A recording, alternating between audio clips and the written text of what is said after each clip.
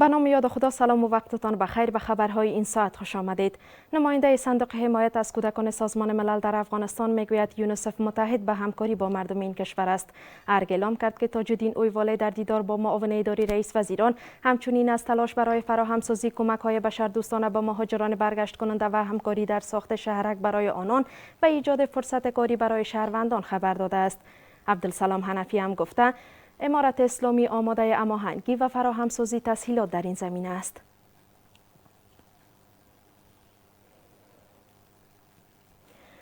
وزارت فواید عامه از بازگشایی برخی از مسیرها خبر داده است.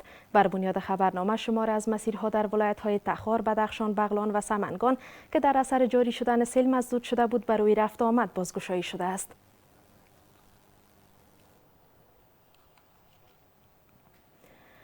وزارت معدن و پترولیم از امضای قرارداد معدن پول میتال فاریاب خبر می‌دهد. بر بنیاد خبرنامه این قرارداد به ارزش بیش از 24 میلیون دلار برای مدت 30 سال با یک شرکت خصوصی به امضا رسیده است.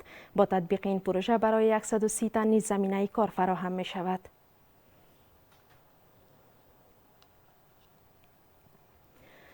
نبود پل بر فراز رودخانه در شهر قلات مرکز ولایت زابل زندگی روزمره مردم را با دشواری‌های فراوان روبرو ساخته است.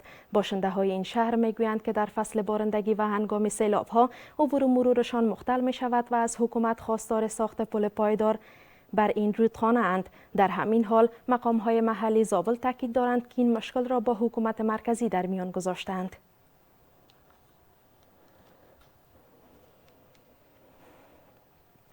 ایران پاسخ آمریکا نسبت به طرح ارائه شده از سوی این کشور را دریافت کرده است.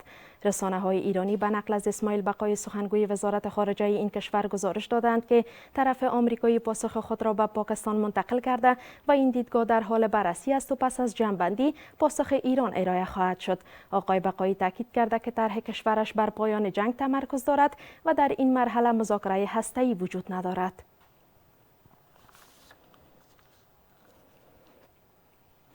ممنون از توجهتان به خبرهای این ساعت. بقیه روز شما خوش.